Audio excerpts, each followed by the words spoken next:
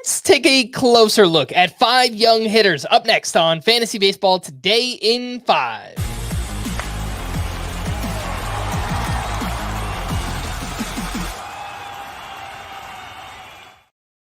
Welcome into FBT in 5 on Wednesday, September 25th. I am Frank Stampfl, joined by Chris Towers, and let's take a look at 5 young hitters, beginning with Kyle Manzardo, who in 20 games since being recalled is batting .314 with 5 homers and a .1033 OPS. Chris, I think Manzardo, with this big final month, has played his way into sleeper appeal for 2025.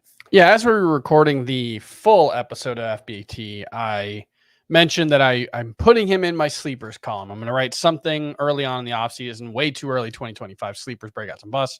He'll be on there. He is showing the ability he showed in the minors, which was that he was a really good overall hitter. And the biggest question, because he's still not really playing every day for the Guardians, and the biggest question heading into 2025 is, will that change?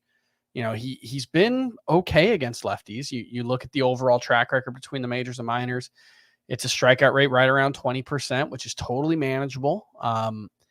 If they think he can be an everyday player in 2025, I think Kyle Manzardo makes a lot of sense as a late round target, especially in roto leagues where you can use him as a corner infielder. We have not heard much about Dylan Cruz lately. That's because he is 1 for 24 over his last 6 games, but take a closer look under the hood. The plate discipline looks really good. Mm-hmm. The biggest problem, a 61% ground ball rate. And it's not like he hit a ton of ground balls in the minors. So my guess is over time that will get better for Dylan Cruz. Yeah, I think the biggest thing when you look, past the surface level numbers is he's probably more on the passive side of the passive patient divide. His in zone swing rate is only 61%. What that tells me is it's just a little too fast for him. He's a little overwhelmed, but he's not swinging and missing and much. He's not swinging at bad pitches much. He is, hitting the ball reasonably hard. He's been very aggressive as a base runner and has been very effective.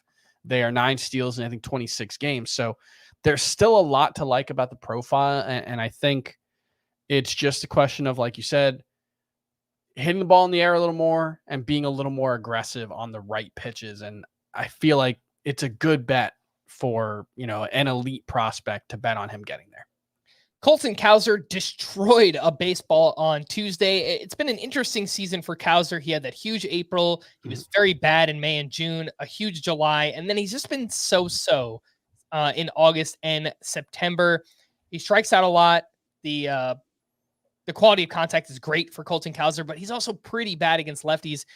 Makes for an interesting profile heading into next season. Yeah, the lefties thing is always going to be the first thing I look at when we're talking about a young left-handed hitter. We talked about it with Kyle Manzardo as well. And in Cowser's case, he has been significantly worse against lefties than he has been against righties. But, it's only like a 30% whiff rate against lefties. It's 30.6% against lefties. It's 30.3% against righties. So that suggests that the overall talent level isn't that much different. He hits the ball harder against righties, and that might always be a thing for him. But what you're looking for with a young left-handed hitter is, can they hold their own against lefties in the majors and then crush righties? And I think what we're seeing with Cowser is there are some red flags against lefties, but nothing that suggests he can't at least hold his own. So I do still think there's some upside. We've seen it at times as a rookie, and probably in the 30 to 40 range at outfielder for 2025 is probably where he'd rank. Heliot Ramos just had a big game, 4 for 5 with his 22nd home run, but he's having a pretty rough second half.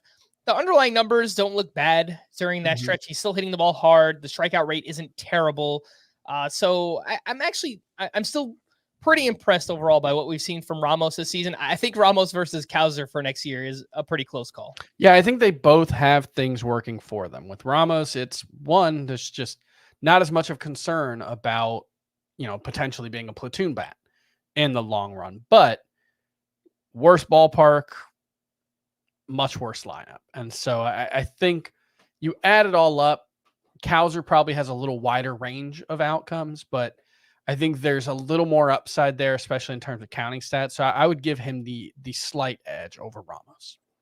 What about Mason Winn, who's had a solid season, hit his 15th home run here on Tuesday, but only 11 steals on the year. He's 87th percentile sprint speed, put up some big steal numbers in the minors. It just feels like Mason Winn should be running more. 100%. You know, you look at the overall balance, 266, and like that feels like a decent spot for him to be. I could see a ceiling of like 285, 290, but 270-ish sounds like a good projection.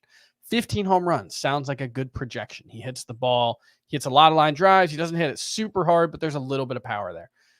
Only 4 steals in 97 games since moving into the leadoff spot for the Cardinals. That is the weirdest stat here.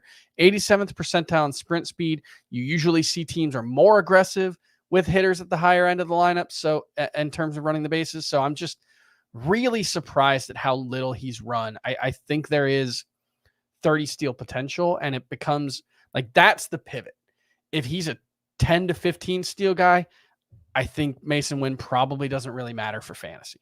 If he's a 30 to 35 steal guy, and I absolutely think he has the physical tools for that, all of a sudden I think Mason Winn is in the top 150 discussion for roto leagues. The upside's there, but we haven't seen it, so I certainly don't think you can draft him that way. He's a late round middle infielder at best right now.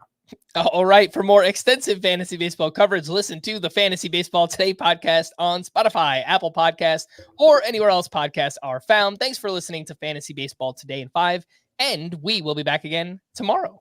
Bye-bye. At least my cat waited until I stopped talking.